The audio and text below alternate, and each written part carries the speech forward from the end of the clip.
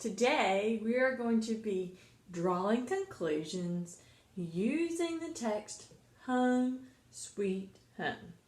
Before we start, I just wanted to say our statement for today is good readers and listeners pay careful attention to the text so they can draw the right conclusion.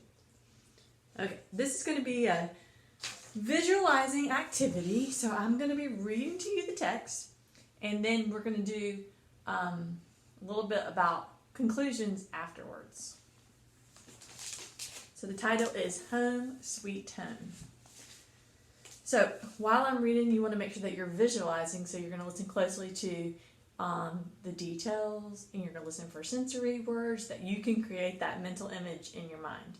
Now, I know that this text is also going to bring to you a lot of connections that you're going to be using your background knowledge to make connections while you read. And that's great because later on this week we're going to be talking about background knowledge. All right, Home Sweet Home. Robin lived in the north.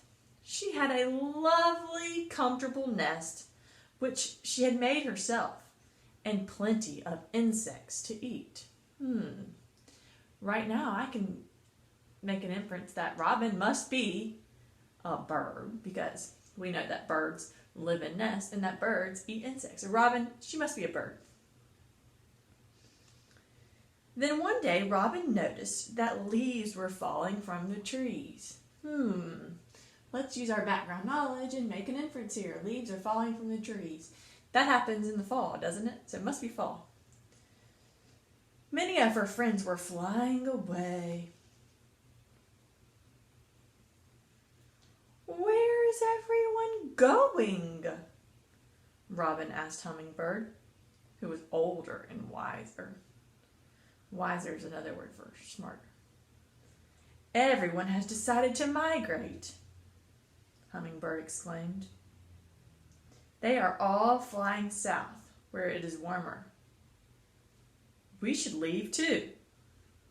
No, Robin said. I don't want to leave. You must come with me, said Hummingbird. Life will become very hard for you if you stay. We will build new nests in the south. So Robin flew south with Hummingbird. When they got to a nice warm place, they began to build their new nest. First they gathered twigs and stems. Then they wove the twigs and the stems together in nests that were round and roomy. Last, they put grass and leaves inside their nests to make them soft and comfortable. I like the way the author explained the steps they used to make the nest with first, then, and last. They kind of told us the steps in order. That's called sequence. Robin hopped inside her nest. I love my new home, she said to Hummingbird. I think I could live here forever. Hummingbird laughed. You can enjoy your new home for now, but in a few months, it'll be time to fly back north and build new homes once again. Okay, so let's talk a little bit about conclusions and drawing conclusions. So, authors don't explain everything that happens in a story. They let us use what we've read and what we know from real life to figure out some things for ourselves. This is called drawing conclusions. Good readers and listeners pay very careful attention so they can draw the right conclusions. So I want you to look at this chart for a second. So, if we take the information from the text plus what we already know, we can draw a conclusion. So putting it all together, information from the text, what I already know, I can draw conclusions. Put that up here for us to look at. Okay. So I already went ahead and I wrote information from the text, what I know, and conclusion. We are going to take some information from our text about Robin. We're going to put it with what we already know, and we're going to make a conclusion. Okay, so as I read, I figured out some things for myself by using what I read and what I know from real life. In Home Sweet Home, that's the name of the story, I read that Robin did not want to go away with Hummingbird. So I'm going to put that under information from text because that is what I read in the story. So I'm going to write in the best handwriting I can do, Robin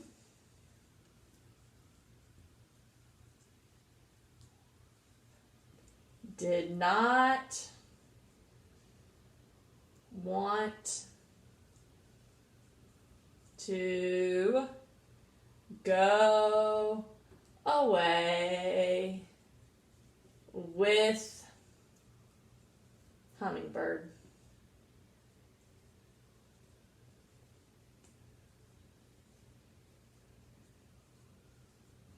Okay. I'll make sure you can see that good. Okay. Robin did not want to go away with Hummingbird. But the author did not tell us why. So we have to figure out this part for ourselves. I know from the story that Robin had a very nice nest, and I know from real life that people and animals are often sad to move away from their home. So in the what I know column, I'm going to write Robin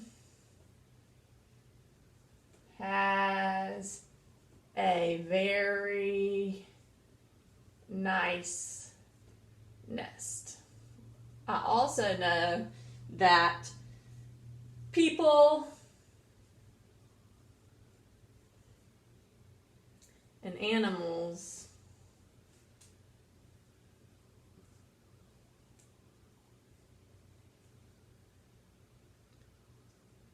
are often sad to move away. Okay, so this is what I read. This is what I know. Now I'm going to put it all together and I'm going to draw my conclusion. So the conclusion, what I've figured out from the text is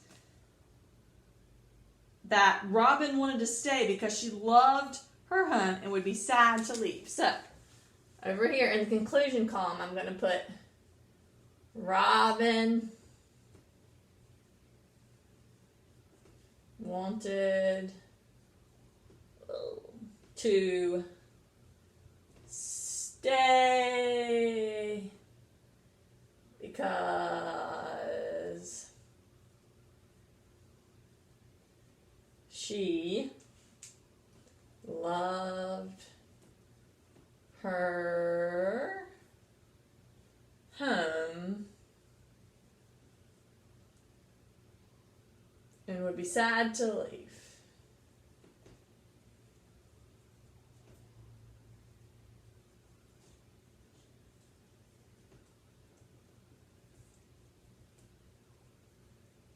Okay, so that is a good example of drawing a conclusion from that text that we just read called Home Sweet Home.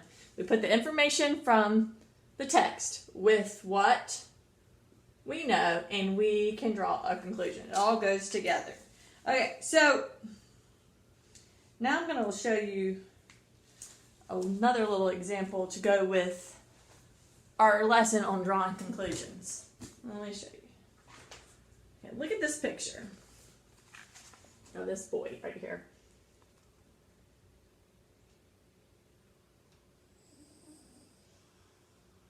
Okay, so we're going to study this picture and we're going to practice drawing some conclusions from this picture. What conclusion can you draw from this picture about who the story is about? Who is this story about in this picture? Well, this story is about a boy playing with toys. Okay? What can we figure out by looking at the picture? What conclusions can we determine?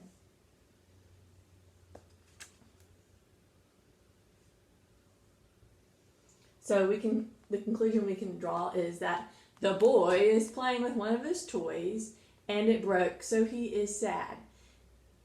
So we can see this in the story, and we know that sometimes we might be sad when one of our toys breaks.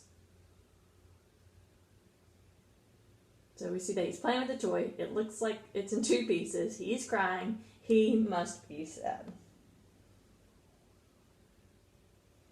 Okay, so I have a few more questions about our story, Home Sweet Home. And I wanted to ask you, what details in the story helped you draw conclusions about what Hummingbird meant when Hummingbird said it would be hard if they were to stay and not to leave? So the details in the story that helped us understand what Hummingbird meant was that the leaves were falling and some of the birds were migrating.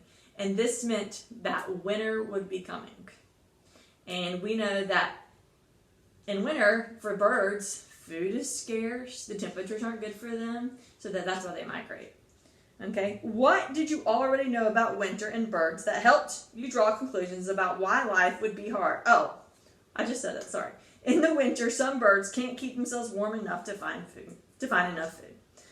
All right, so thank you for joining our lesson on drawing conclusions with Home Sweet Home.